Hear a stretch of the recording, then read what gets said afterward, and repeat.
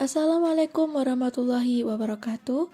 Kami dari kelompok 2 ingin mempresentasikan materi tentang perkembangan pemikiran ekonomi kaum skolastik yang disusun oleh Aprilia Prastika NIM 2019-021 dan Titis Lailatul Fitri NIM 2019-039. Pemikiran kaum skolastik. Manusia lahir dengan segala kebutuhannya. Pada awal peradaban manusia, kebutuhan ini terbatas dan bersifat sederhana. Namun, dengan semakin majunya tingkat peradaban, makin banyak dan makin bervariasi pula kebutuhan manusia. Di lain pihak, alat pemenuh kebutuhan manusia terbatas adanya. Ketidakseimbangan antara kebutuhan yang selalu meningkat dengan alat pemuas kebutuhan yang terbatas tersebut menyebabkan diperlukannya sebuah ilmu yang disebut ilmu ekonomi. Ilmu ekonomi merupakan studi tentang perilaku orang dan masyarakat dalam memilih cara menggunakan sumber daya yang langka dan memiliki beberapa alternatif penggunaan, dalam rangka memproduksi berbagai komoditi untuk kemudian menyalurkannya, baik saat ini maupun di masa depan, kepada berbagai individu dan kelompok yang ada dalam suatu masyarakat. Ilmu ekonomi yang dikembangkan oleh para pakar ekonomi telah makin maju dan canggih. Doktrin atau aliran pemikiran ekonomi yang dipakai ditentukan oleh kondisi lingkungan masyarakat. Kondisi tersebut dapat kebetulan berbeda dari suatu kelompok masyarakat ke kelompok masyarakat lain. Bahkan, untuk kelompok masyarakat yang sama bisa pula berbeda dari waktu ke waktu. Setiap kelompok masyarakat di suatu tempat dan waktu menganut doktrin, falsafah atau aliran ekonomi yang berbeda. Persoalan ekonomi sudah ada sejak zaman purbakala. Analisis rinci tentang usaha untuk mencapai tujuan-tujuan ekonomi tersebut belum tampak hingga abad ke-15. Menurut Landert, baru sejak abad ke-15 ketika masyarakat petani Eropa memulai proses industrialisasi, cabang ilmu sosial yang berhubungan dengan analisis ekonomi muncul. Kemunculan tersebut karena lahirnya pemikiran-pemikiran ekonomi dari kaum skolastik. Ciri utama dari aliran pemikiran ekonomi skolastik adalah kuatnya hubungan antara ekonomi dengan masalah etis, serta besarnya perhatian pada masalah keadilan. Hal ini tidak lain karena ajaran-ajaran skolastik mendapat pengaruh yang sangat kuat dari ajaran gereja. Pada zaman pertengahan, ajaran-ajaran gereja memang jauh lebih dominan dibanding ekonomi. Asumsi mereka adalah bahwa kepentingan ekonomi adalah subordinat dari pengorbanan, dan bahwa perilaku ekonomi adalah salah satu aspek perilaku pribadi yang terikat dengan aturan-aturan moralitas. Orang masa itu menganggap kekayaan materi perlu, sebab tanpa materi orang tidak bisa menghidupi diri sendiri, apalagi menolong orang lain. Perkembangan pemikiran tokoh-tokoh skolastik.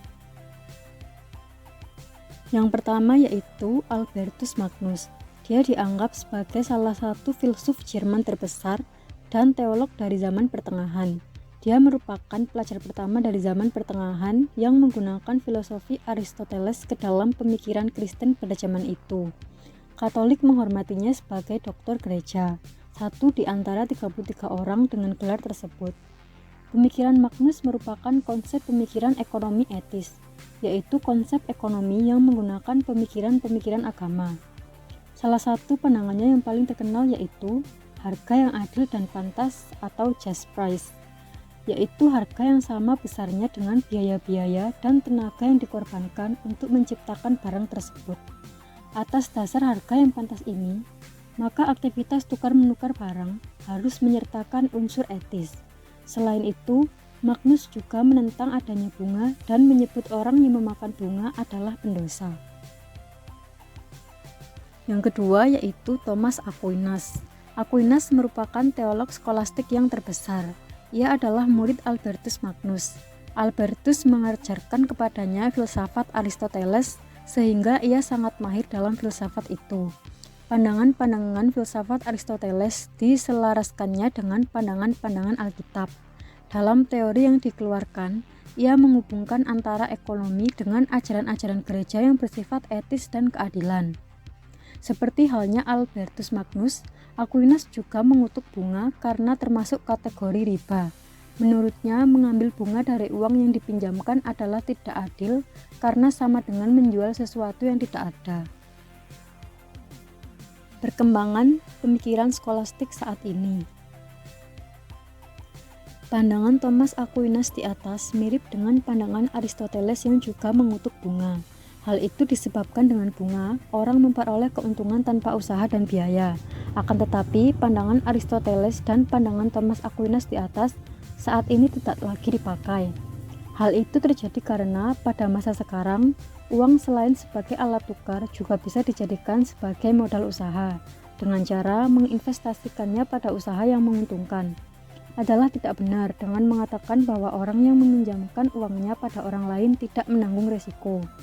Dengan meminjamkan uang pada orang lain, pemilik uang tidak lagi bisa memperoleh manfaat saat itu juga dari uang yang dipunyainya.